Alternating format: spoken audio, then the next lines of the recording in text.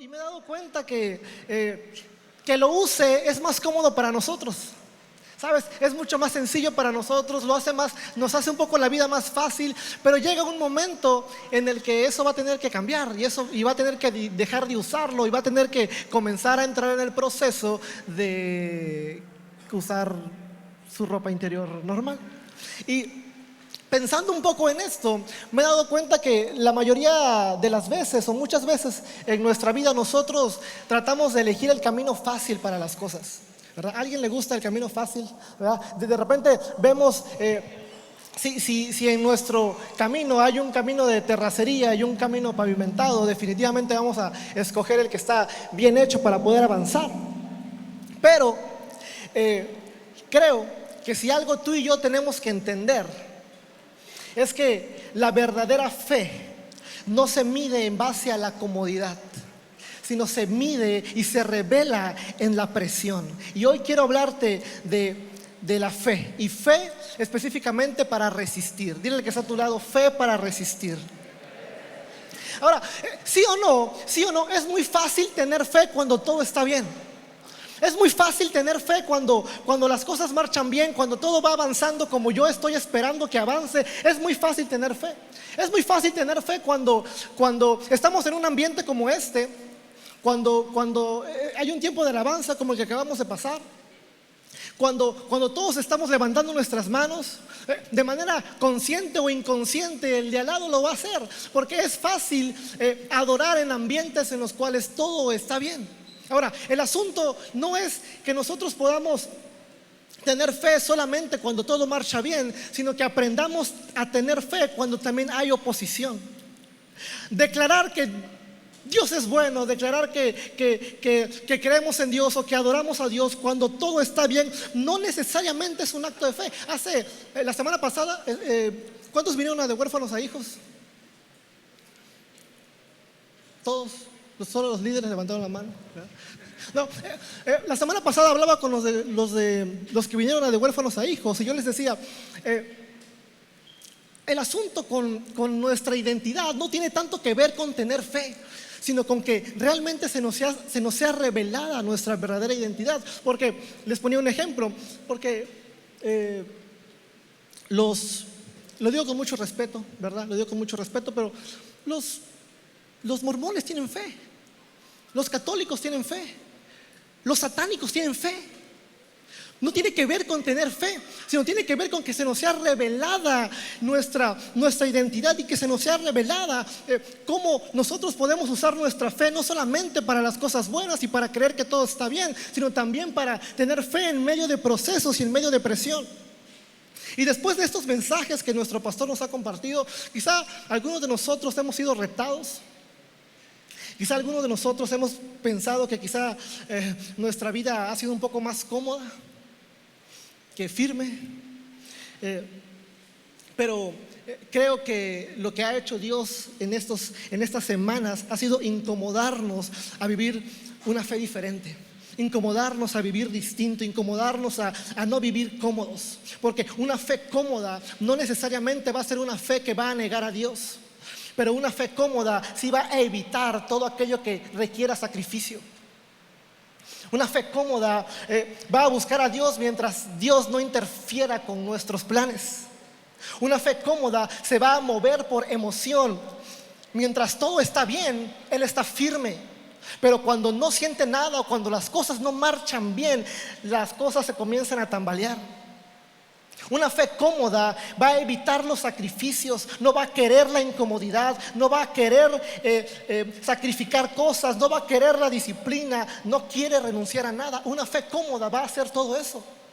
Pero la fe cómoda, aunque cree en Dios, no va a estar dispuesta a incomodarse por Dios. Por eso estoy casi seguro que muchos en las últimas semanas, los mensajes que nos ha compartido nuestro pastor ha incomodado a algunos. Ha incomodado nuestros corazones, ha incomodado nuestras vidas. Pero no se trata solamente de esperar a que Dios haga las cosas buenas en nosotros, sino se trata de incomodarnos un poco por Él, incomodarnos un poco por el Señor. Necesitamos, hermano, amar la bendición, pero al mismo tiempo no evitar el sacrificio. Sí, desear la provisión del Señor, pero no incomodarnos cuando damos.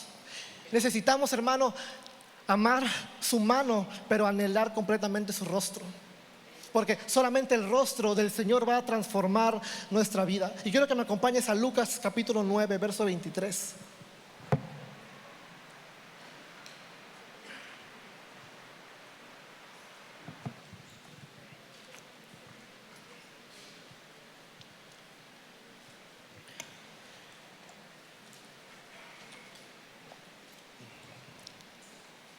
Qué rica sabe el agua.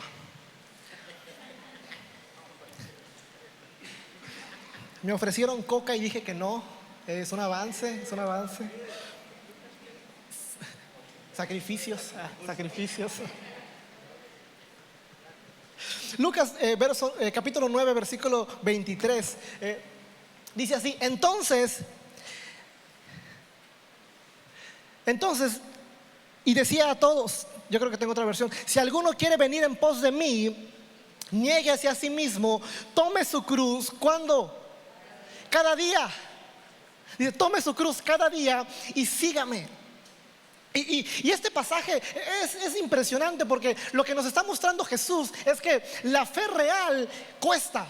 La fe real tiene un costo. La fe real no es algo cómodo, no es algo sencillo. La fe real va desde algún momento a incomodarnos, y a ti y a mí. Por lo tanto, una fe que no te está incomodando, o una vida que no te está llevando a un nivel mayor, probablemente es una fe que no te está transformando.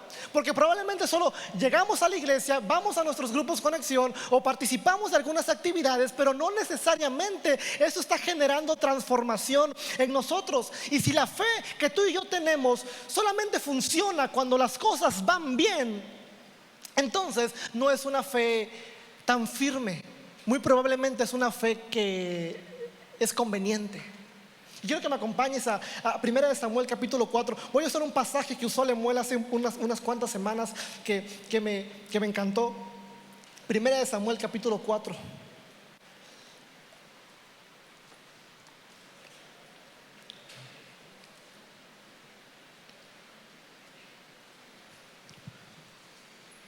Del 1 al 11.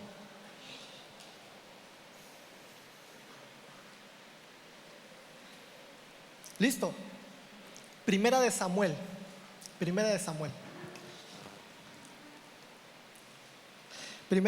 capítulo 4. Sí, dije Primera de Samuel, ¿no? Sí. Del 1 al 11 dice: Y Samuel habló a todo Israel. Por aquel tiempo salió Israel a encontrar en batalla a los filisteos, y acampó junto a Ebenezer. Y los filisteos acamparon en Afec. Y los filisteos presentaron la batalla a Israel, y trabándose el combate, Israel fue vencido delante de los filisteos, los cuales hirieron en batalla en el campo como a 4,000 hombres. Cuando volvió el pueblo al campamento, los ancianos de Israel dijeron: ¿por qué nos ha herido hoy Jehová delante de los filisteos? Escucha bien la pregunta que hacen estos tipos. O sea, pierden una batalla, y lo primero que dicen es: ¿por qué Dios nos ha herido delante de ellos? ¿Por qué Dios nos ha avergonzado delante de ellos? Entonces se les ocurre una brillante idea. Dice: traigamos a nosotros de Silo el arca del pacto de Jehová, para que viniendo entre nosotros nos salve de la mano de nuestros enemigos.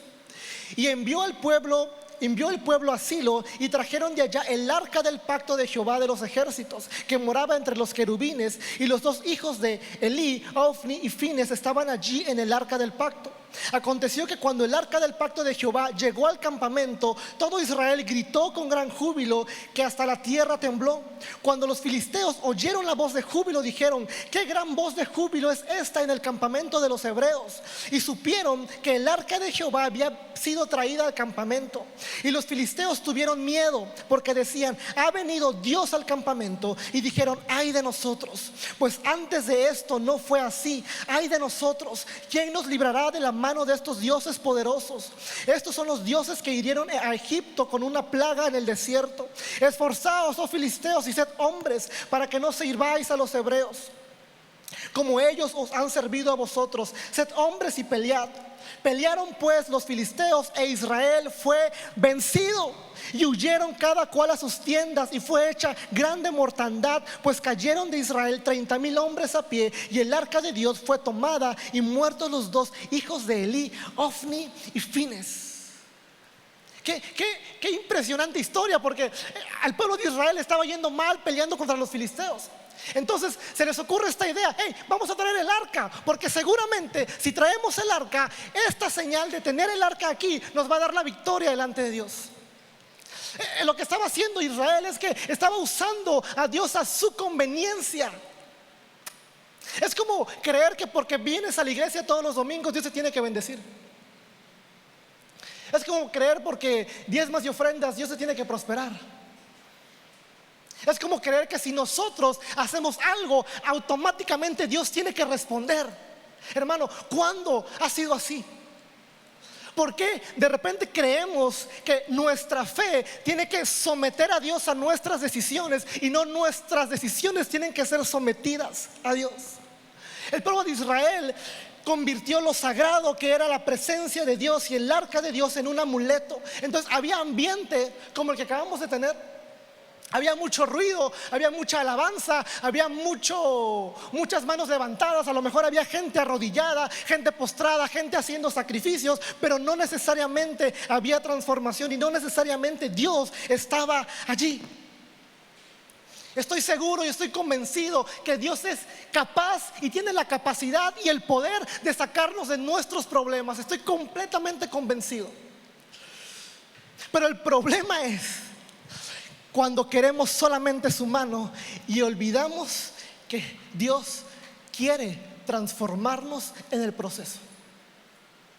A veces estamos tan desesperados porque Dios nos saque de un apuro, que Dios nos saque de un problema, que comenzamos a usarlo a nuestra conveniencia. Y cuando solo buscas su mano, terminas por usar a Dios, pero no terminas por conocerlo. Hermano, la pregunta de esta mañana no es si algún día vas a sentir presión, si algún día te va a ir mal. No, la pregunta es: ¿qué vas a hacer o qué va a hacer tu fe cuando la presión llegue a tu vida? Y quiero que analicemos un pasaje en Daniel capítulo 3. Y ese va a ser el centro del mensaje de esta mañana. Daniel capítulo 3.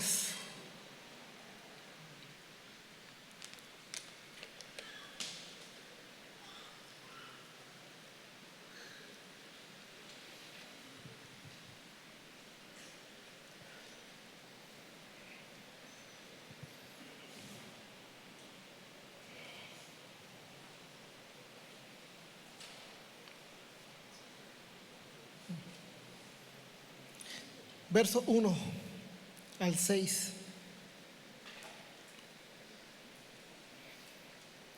Dice: el rey Nabucodonosor hizo una estatua de oro que medía 27 metros de altura y 2,5 metros de ancho, y la levantó sobre la llanura de Dura, en la provincia de Babilonia. Luego envió mensajes a los altos funcionarios, autoridades, gobernadores, asesores, tesoreros, jueces y magistrados, y a todos los funcionarios provinciales, para que asistieran a la dedicación de la estatua que había levantado. De modo que todas estas autoridades vinieron y se pusieron de pie ante la estatua que el rey Nabucodonosor había levantado. Entonces un vocero proclamó: gente de todas las razas, naciones y lenguas, escuchen el mandato del rey. Cuando oigan tocar la trompeta, la flauta, la cítara, la lira, el arpa, la zampoña y otros instrumentos musicales, inclínense en tierra y rindan culto a la estatua de oro del rey Nabucodonosor. Cualquiera que se rehúse a obedecer será arrojado inmediatamente a un horno ardiente. Este señor, vamos a llamarle ¿cómo le llamamos? Nabu, vamos a llamarle Nabu, ¿verdad? Es que está muy raro. Nunca le pongas a tu hijo Nabu, ¿sabes? Nunca le pongas. Y vamos a hablar de Sadrach, Mesach y Abednego. Tampoco le pongas Sadrach, Mesach y Abednego. Nada, no es cierto, ponle como quieras. Es tu hijo. Y Abednego. Entonces, este señor levanta una estatua, y la instrucción o la orden que gira es: todos tienen que inclinarse, y quien no lo haga será arrojado inmediatamente al horno de fuego. No es una sugerencia, no es una recomendación, no está diciendo, bueno, pues el que quiera lo puede hacer y el que no quiera no lo haga. No, no, no. Él está dando una instrucción y al mismo tiempo una amenaza. Y dice: quien no lo haga será arrojado al horno de fuego. Es una orden, todos sin excepción lo tienen que hacer. Ahora, el problema no era la estatua, el problema es que estaba ejerciendo presión sobre aquellas personas que tenían sus convicciones bien firmes, tenían sus convicciones bien establecidas. Y ¿sabes qué, hermano? El día de hoy no va a haber estatuas de oro en las calles. No va a haber gente con una pistola que te va a decir: hey, necesito que te inclines. En México vivimos una libertad de culto bastante abierta y todos podemos ir a las iglesias que queramos. Sin embargo, la presión que la cultura, que el mundo está ejerciendo sobre nosotros muchas veces tiene que ver con vivir de la aprobación de la gente,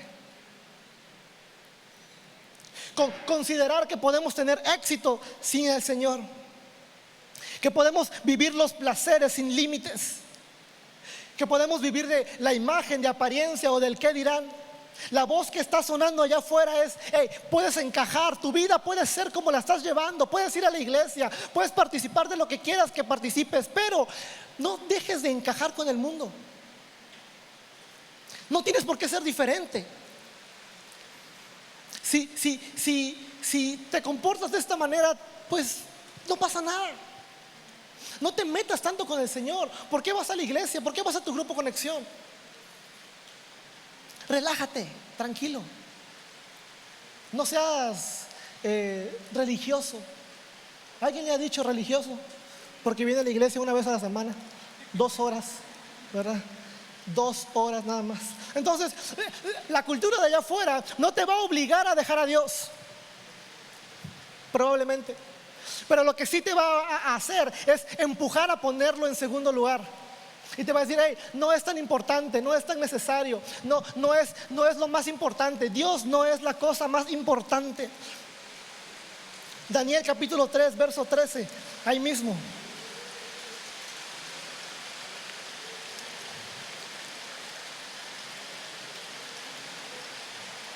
Dice: al oír esto, el rey Nabucodonosor se enojó muchísimo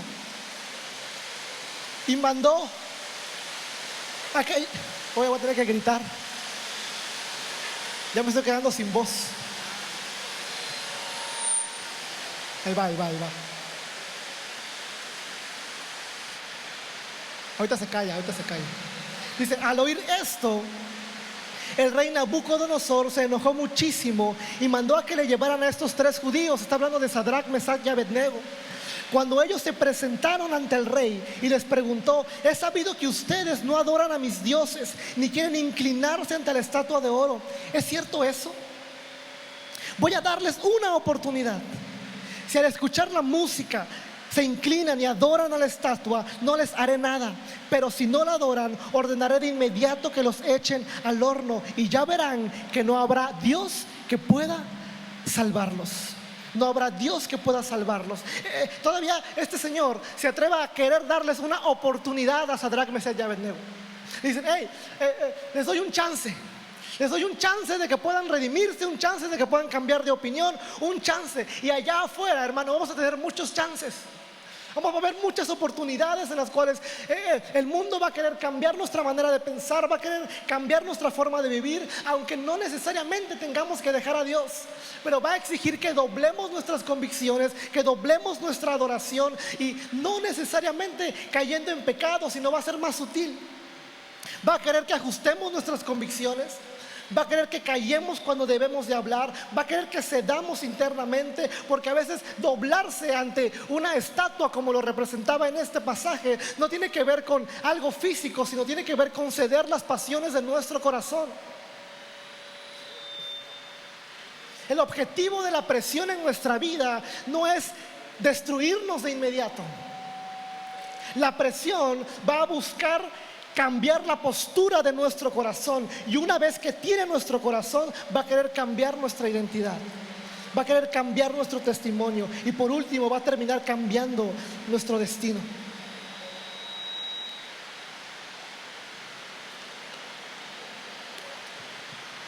Y sin darnos cuenta, la presión que vivimos allá afuera comienza a empujarnos a vivir una vida más cómoda. Comienza a empujarnos a vivir una vida menos fiel. Comienza a empujarnos a no mantenernos firmes. Y déjame decirte algo. Si en estos momentos estás pasando un momento de presión, un momento en el cual hay cosas que se están intensificando en tu vida, te animo a que no cedas. Te animo a que te mantengas firme. Te animo a que te mantengas fiel. Porque cuando no te doblas, cuando no cedes, cuando no te rindes, déjame decirte que la presión no va a desaparecer. Muy probablemente se vaya a intensificar. Porque la presión aumenta cuando tú te mantienes firme.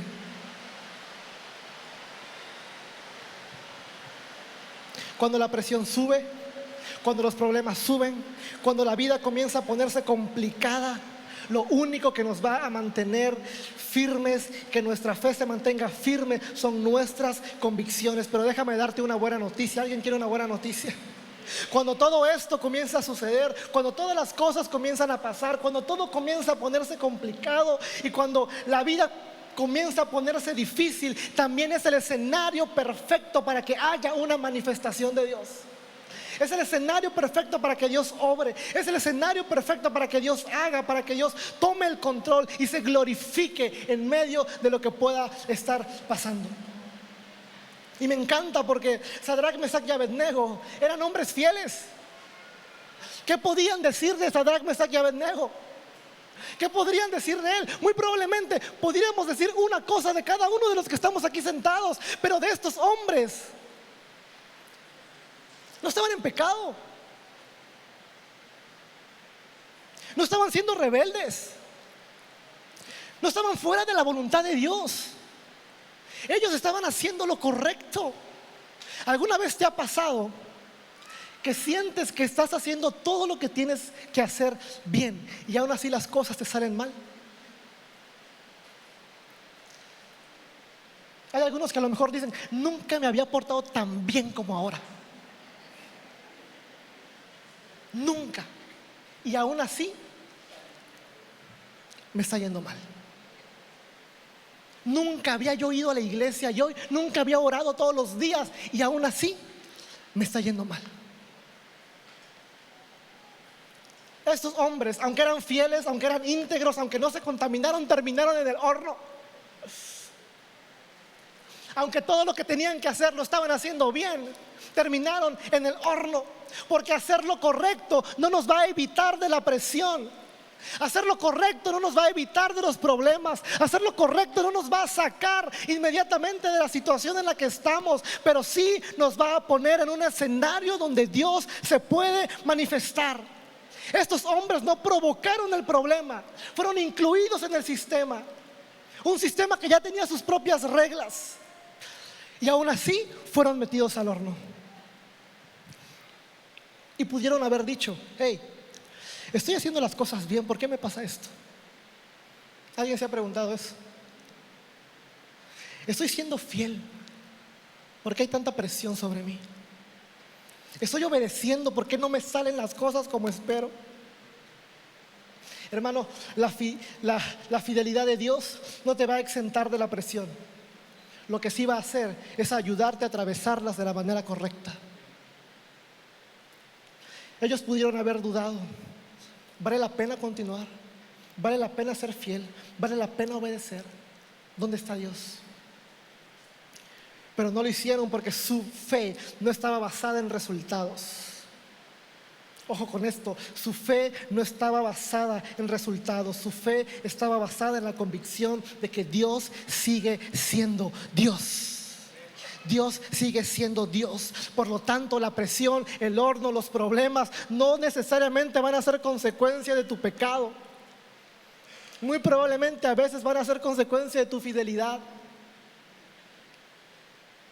Porque cuando hagas lo correcto y aún así las cosas no te salgan, no te confundas, pero tampoco te rindas y no cedas. Porque Dios está en medio de eso. Dios está en medio de eso. Cristo sigue siendo la única respuesta a nuestra vida. Cristo sigue siendo la única solución a nuestra vida. Porque no necesitas entender todo lo que Dios